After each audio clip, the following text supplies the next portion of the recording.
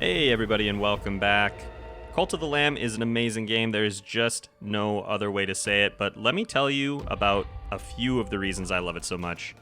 Number one, the combat is very much in the same vein as some of my favorite roguelikes, like Hades, for example, is a really good comparison for me at least. The combat is tight and slick. At the beginning of each level, you're going to start by choosing a weapon. However, in this case, the weapon is chosen for you. However, you can switch it out as you're traveling through the different dungeons, so you're not necessarily stuck with the same weapon. As you continue through the dungeons, you're going to find this tarot reader who can unlock certain powers for you that you are only going to maintain through your single trip through the dungeon. You'll lose these as soon as you leave, and you can unlock more of these options as you travel through, finding new cards to add to your deck that he can draw for you. Along the way, you're going to find new and unique weapons, like we just grabbed an axe here. I don't like these as much. They are a heavy hitter, but pretty slow. I don't find that they combo super well. But some of the more unique powers are a lot of fun. You'll see here that we essentially have like a bow and arrow, but with like blood, which is just fantastic. You recharge these abilities essentially by just killing things, which totally makes sense. My favorite weapon that I've found so far are the various daggers. Very, very fast, quick to combo. They feel just really, really slick. And then we are going to grab a whole bunch of different abilities as we continue. Love the eldritch like tentacles ripping up through the earth. Really, really good feel. And speaking of that, the stylistic choices for this game are just on point. Like, I love the feel of this. It's got like a little bit of like I said, like an eldritch feel, but it's also kind of like cozy. I don't know. But the combat is super tight, super smooth. I really love it. It does begin to feel a little bit like a bullet hell as you fight some of the bosses. In true roguelike fashion, you cannot go back. So as you continue through your different maps, make sure you're going where you want. Check your paths. I like to look for more potential cultists because, well, you're going to go through a few of them as you play. Like I said, the bosses tend to feel a little bit like a bullet hell. If you have the opportunity to grab a weapon that does bleed or poison type kind of damage, make sure that you do so because you can get a lot of extra mileage out of those, or at least I've found that to be the case so far. There's a lot of times where the enemies will go underground or fly around or whatever, where they're a little bit harder to hit, and you can eke out just a tiny bit more damage if you grab some of those damage over time weapons, which very, very handy. When you've finished killing most of the mini-bosses in the game, a little creature's going to pop out, which is fantastic segue for us right into the next section of the game that I love, which is that it's also got a colony management side. So when you recruit these faithful cultists that in no way feel like they'll die if they try to leave, you get to just pop into a little menu here and choose their form. If you want to shell out a couple extra bucks, there is a little bit of extra DLC available through Steam. And that'll let you pick some different cultist forms. I haven't done that. I just have the standard ones.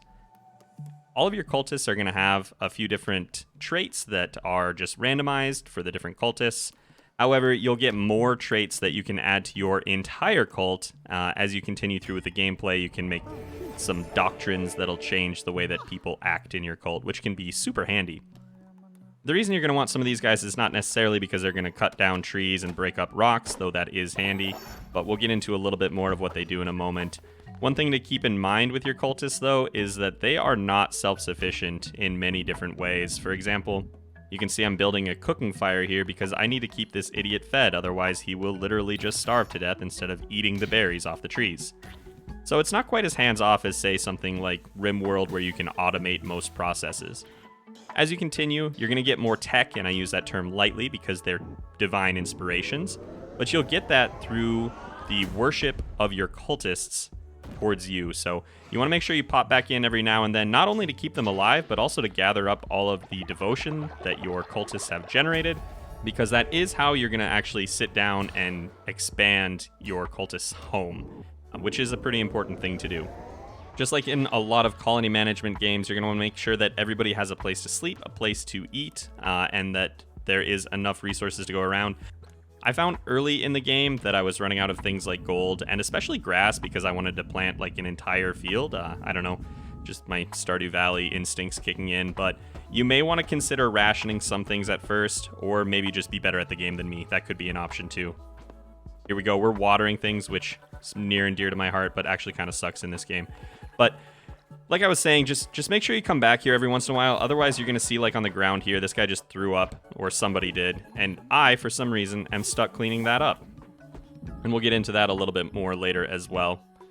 These guys are pretty cute, though. I actually really like that they help you, like, run around and build stuff. But what you want to do also every day is just talk to them real quick. And you can bestow a blessing upon them, which is awesome. They'll start to level up as they get more devoted. Obviously, if you have any gifts, that is a much faster way to get to somebody's heart than just saying I love you. So make sure you drop some gifts on these guys whenever you can, because they will absolutely love you for it. And that'll help you level up, which can in turn also help you, like, grow your cult and develop it in different kinds of unique ways. I also really like a lot of the NPCs in this game. They're just, they're pretty cute. Like this fisherman here. I mean, I'm definitely going to steal from him, but I still appreciate all of his hard work. However, there is one that tops the rest, and that is Rakshasa. Rakshasa is the neatest of little guys. I love his vibe. I love his home. I love everything that is happening on this map, and I always try to find him if I can. If you didn't already know, gambling is awesome, and everyone loves it. The gambling in this game is actually really good. It's just a really simple dice game. What you want to do is try and double up your dice rolls, so just drop anything that you have on top of another number that you already have, and knock out any of your enemies' numbers. There's more to it than that, obviously, but that is the quickest way that I can explain it, and I have spent many, many hours just doing this. Number 5, favorite things in the game, poop. It's not a real colony management style game unless there is excrement of some sort, and in Cult of the Lamb there is. And what's better is you can just scoop it up in your little hands and throw it right onto your crops, and they will appreciate it for you. So if you see your cultists just running around and crapping on the floor, make sure you run after it right away. Not only are you going to keep them healthy, but it is also much appreciated by your plants. It's the year 2022 when I'm writing this, and we're all feeling a little lost. And you know what I would say is maybe try to become more spiritual. Maybe consider getting 5 to 35, I don't know, of your closest friends together and, you know, channeling their undying love for you into a dimension-ripping portal so you can slay the bishops of the elder gods. Alternatively, consider sitting down and constructing an effigy of those who've wronged you. Then light it on fire, dance around the ashes, and curse your foes to the very depths of hell. Oh, and there's also a more permanent option if things fail. Anyway, Cult of the Lamb is pretty swell. You should check it out.